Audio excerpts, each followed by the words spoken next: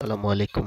আমরা যখন এরকম মাইক্রোসফট ওয়ার্ডে একটি ফর্ম তৈরি করি, তো সেই ফর্ম তৈরি করার নিচে দেখুন স্বাক্ষরের ব্যবস্থা থাকতে হয়। তো আমি দেখিয়ে দিচ্ছি আপনাদের প্রস্তুতকারী স্বাক্ষর, গ্রহণকারী স্বাক্ষর। এই স্বাক্ষরের উপরে যে আপনার আপার লাইন মানে উপরের যে আন্ডারলাইনটি রয়েছে, এই আন্ডারলাইনটি কিভাবে দিবেন? অনেকের মনে এইটা নিয়ে অনেক প্রশ্ন থাকে। তো আসুন আজকে আমি এই প্রশ্নের সমাধান আপনাদের করে দিচ্ছি। এরকম আরও সহজ সহজ অনেক ভিডিও পেতে আমার চ্যানেলটিতে আপনারা নিয়মিত ঘুরে আসবেন এবং আমাকে ফলো করবেন, সুন্দর সুন্দর মন্তব্য করে যাবেন। তো দেখুন, আমি আপনাদের নতুনভাবে একটি পেজে এই কাজটি দেখিয়ে দেব কিভাবে করতে হয়। তো তার জন্য দেখুন, আমি একটি ফর্ম তৈরি করে নিচ্ছি। সেই ফর্মে এভাবে নাম লিখে দিচ্ছি। আপনারাও এভাবে চেষ্টা করবেন আমার সঙ্গে সঙ্গে আমার ভিডিওটি দেখে নিজেরা এই ফর্ম তৈরি করে কাজগুলো করার।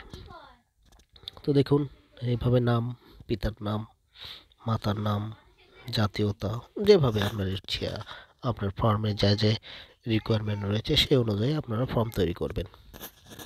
আমি আপনাদের একটি নমুনা ফর্ম তৈরি করে দেখিয়ে দিব, যেন এইভাবে আপনারা পরবর্তীতে যে কোনো ফর্মে বা কাজে লাগাতে পারবেন। তো দেখুন, নাম, পিতার নাম, মাতার নাম, জন্ম তারিখ, জাতীয়তা ইত্যাদি আরও যে তথ্য আপনাদের দরকার, ঠিকানা, স্থায়ী ঠিকানা, বর্তমান ঠিকানা, এরকম যে কোনো ধরনের তথ্য থাকতে পারে, সেই তথ্যগুলো দিয়ে দিয়ে আপনার ফর্মটি বানিয়ে নেবেন।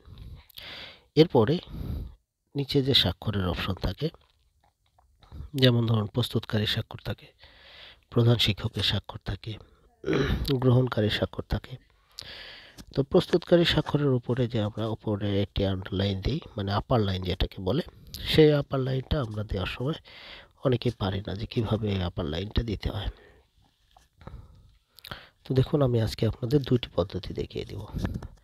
এর মধ্যে যে পদ্ধতিটি আপনাদের কাছে সহজ মনে হবে সেটি ব্যবহার করবেন। প্রথম পদ্ধতিটি হলো, সিলেক্ট করে নেবেন, ইনসার্টে ক্লিক করবেন, উপরের ডান সাইডের কর্নারে দেখুন ইকুয়েশন নামে অপশন আছে, সেখানে ক্লিক করবেন।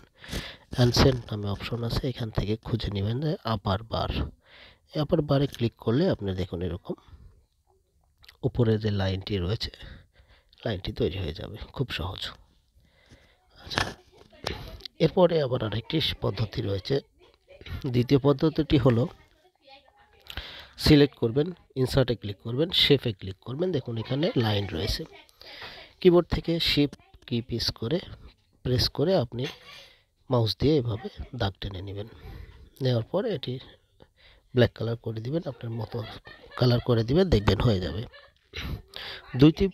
দুইটি পদ্ধতিই আমি আপনাদেরকে দেখালাম।